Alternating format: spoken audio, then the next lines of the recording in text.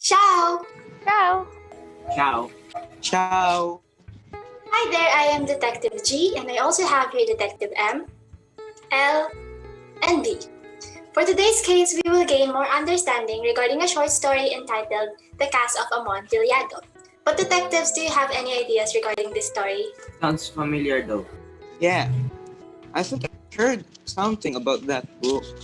So the story is all about. Hang on, Detective M. We're missing something really important. How about we talk about the author of this great book first? Well then, go ahead. Here it goes. The author behind the story, The Cask of Amontillado, is a well-known American writer, poet, and a literary critic. He's none other than Edgar Allan Poe, who was born on the 19th of January, year 1909, and died on October 7, 1849. His parents were actors from Baltimore, but they died when Edgar was just an infant. He came to live with a wealthy family, but his life went downhill as he had debts and was dropped out from school.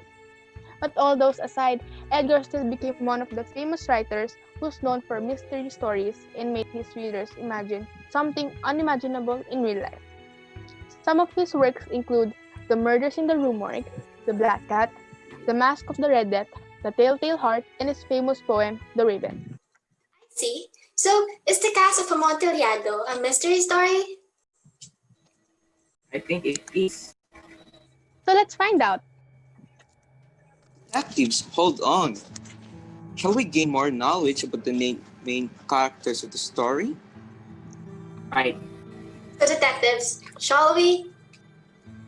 Of course, Detective. In the Cask of Amontillado by Edgar Allan Poe, the dark side of human nature is exemplified to the character of Montesor and his victim, Fortunato, a proud and foolish rich man who is highly respected and feared. He is a connoisseur that has a great love of wines. So, as Detective M said, Fortunato was the victim of Montresor due to the fact that Montresor thinks that he has been wronged by Fortunato by his insults and unkind acts. As you notice, Montresor did not tell us on how Fortunato hurt him, nor how he insulted him. So for me, we could really say whether Fortunato's punishment fits his crime, or if that's what it's called. I agree. Because I, Detective, So let me continue. As you can see, Montresor mentioned that Fortunato's weak point is not only a wine. For me, he already had tons of weaknesses. Actually, you're right. Fortunato had different weak points that made Montresor fool him. First is being addicted to wine that made him drunk, which means it is easier to fool him that way. He was way too insensitive. Exactly, Detective L. Whether he really hurt and insulted Montresor, it was insensitive of him. He did not notice that Montresor was mad and already fooling him. So you can really say how Montresor completely manipulated Fortunato. I see. The characters are yet interesting. Now, I think we should talk about where the story takes place.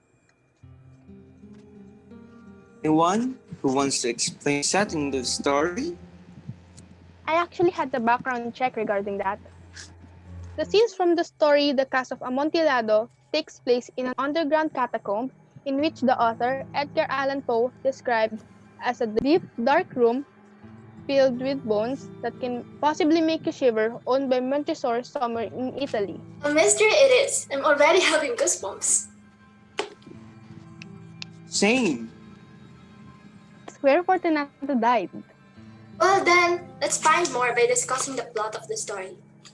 I almost forgot about that part.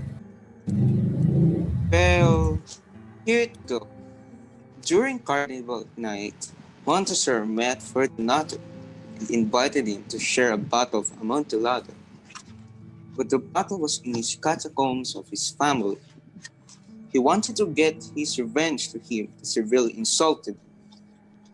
He brought Fortunato into the dull and frightening wine's vault. When they reached their journey, there was a hole in the wall, but no wine of Amontillado was seen.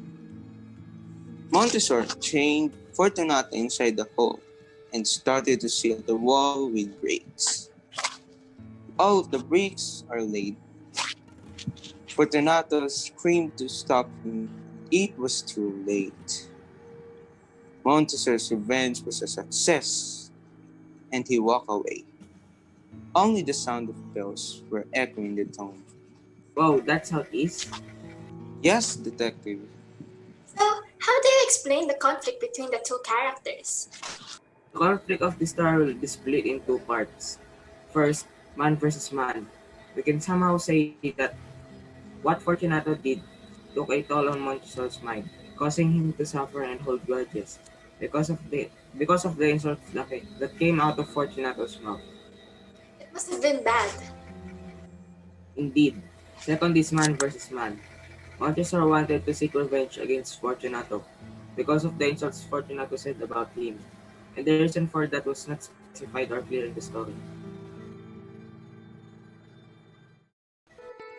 So, detective, what is the main theme of this story? I think one is betrayal among the two characters. I agree with the fact that Fortunato trusted Montesor too much. Without trust, there can never be no betrayal. As for me, Fortunato betrays himself by not paying attention to what Montesor is planning to do with him. That led to his death. I think the story wants to send a message to the readers not to be foolish. I agree, and also the fact the story is also about freedom and confinement. Montesor was aiming to free himself from his vengeful past that made him feel trapped by killing Fortunato. Even though Fortunato died in the end, Montresor still didn't feel free given that he had killed someone. And thinking about what he did, maybe his conscience was guilt-tripping him. So, as you may realize from the cast of Amontillado, foolishness can cost your life.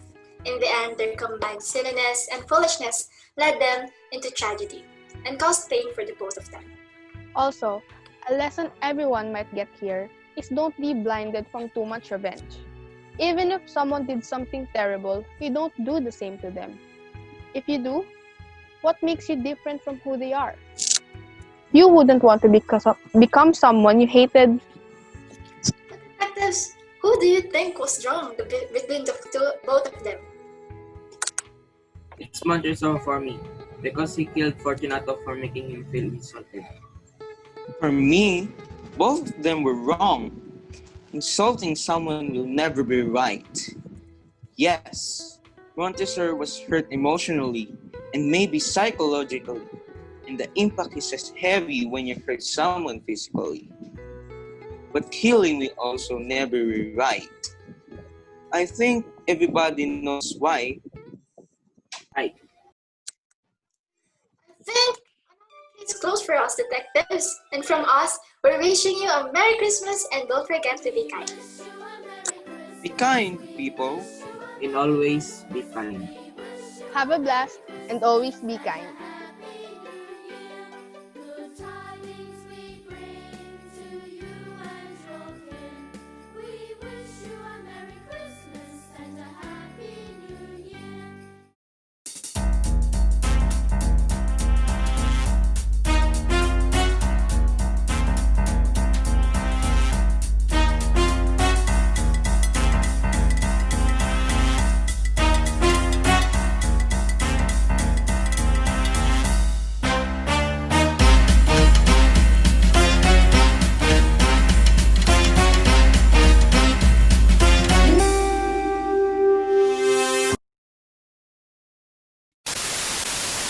And always be kind pala. Di pala sa akin yun.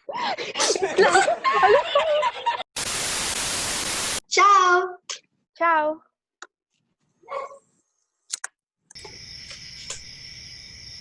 Kakamot pala.